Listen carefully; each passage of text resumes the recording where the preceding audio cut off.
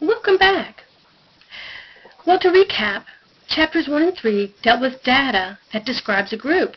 We did graphs, charts, and numerical summaries of that data. Now in chapters 8 and 9, we'll be dealing with this situation where we have a question but no data. So we want to produce data in a way that is designed to answer the question. The question is about a large group of individuals. We're going to call this group the population.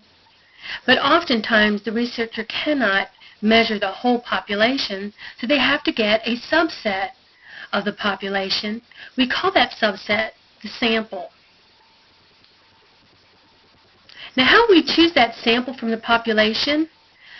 Well, we should make a sample design. It will describe how we choose the sample. Then we're going to use our statistical techniques to make conclusions about the population based on that sample. Inferential statistics. Now, choosing the sample isn't always easy because it has to be representative of the whole population. So what we hope is that this small group will represent the complete population. And we have to minimize the cost in obtaining this sample. Now, some sample designs that we're going to talk about: sample surveys, a simple random sample, and stratified random sample. There are others, but these are the three that we'll cover in this chapter. So let's look at this page for a moment. A political scientist wants to know how college students feel about the Social Security system. She obtains a list of 3,456 undergraduates at her college and mails a questionnaire to 250 students selected at random.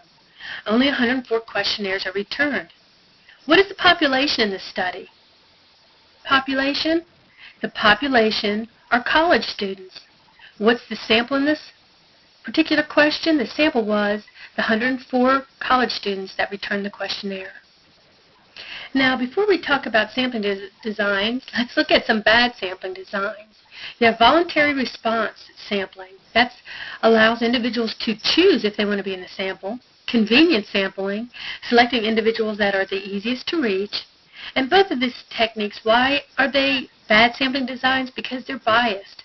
They'll systematically favor a certain outcome. So let's look closer into these. The voluntary response sampling, you're allowing individuals to choose to be in the sample. What happens here is that the sample is overrepresented by individuals that have strong opinions. Normally they're either very, very negative or very, very positive. So you're going to have some bias in your outcome there. There's also convenience sampling, getting individuals that are easiest to reach. Again, both of these will cause you to have some bias so that your sample will systematically favor certain outcomes, and you need to be very careful about this. So an example of a voluntary response sample is Women in Love.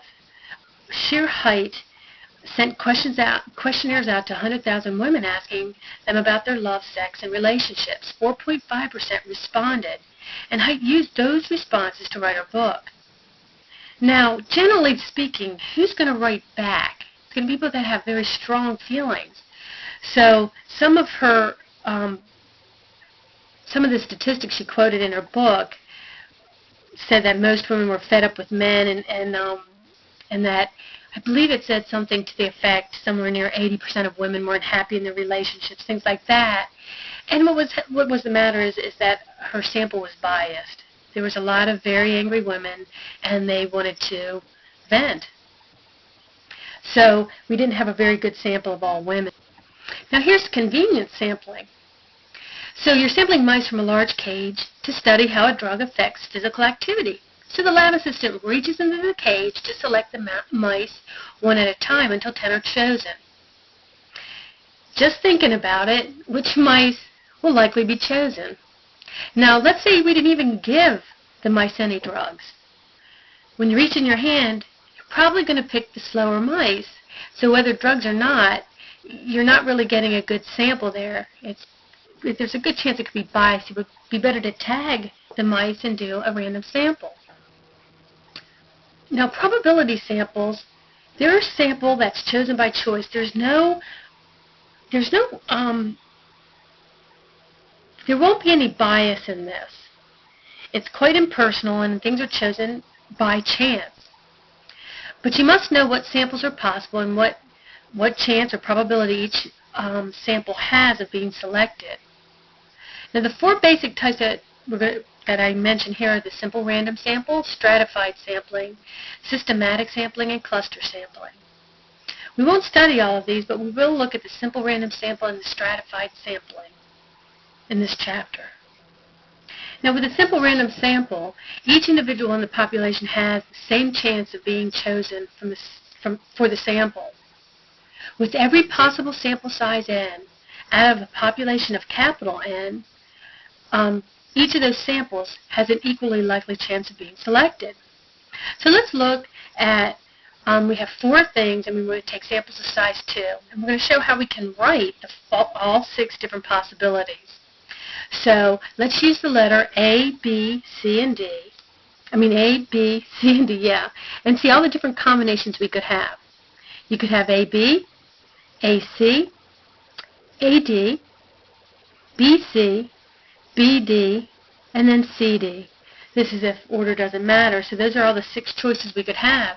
And each of them are as likely as the other to be the sample that is chosen. Now for a simple random sample, it requires that we have a list of all individuals within the population. So in our example, we had A, B, C, and D. This list is called a frame. If we don't have a frame, then a different sampling method must be used. Now how do you get a random selection from our frame? Well, I could put each of the, like for example, for A, B, C, and D, I could put AB on a piece of paper, AC, AD, BC, BD, and CD all on 6 different little sheets of paper identical, put them in a hat, shake it around, and pull it out. And then I could pick a sample that way. So drawing names out of the hat is one way. But if you got like a real problem, it can become problematic to do it that way. So it's better to use technology such as Minitab. That's what we're using in our class. So any statistical software package. And you could use a table of random digits. We won't be using that technique in this class because basically people don't do that. They use some software package. So in Minitab, this is the command we would use to get a sample. Use sample, then the sample size that you want, from which column the sample came from, and where you want to put that sample. So let's look at how to do that in Minitab. So here I have a list full of names, and I want to take a sample from the 20-some employees. I want to take a sample of 5. So I would say sample. So remember, you only need the first 4 letters of any command in Minitab, so I could just do that, or you can write the word out however you want to do it. But I want to take a sample of 5 from C1, and I would put it in C2. I hit enter, and there comes my sample. I could then take a sample of, let's say 7. So I'd say sample of 7. I still want to take it from my group of employees, and I want to put it into C3. Now if I put it in C2, I would get rid of that first sample I did. So I don't want to do that. I want to put it into a clean column, so I hit enter. And there I have my second sample. So that's how you'd use Minitab to make samples.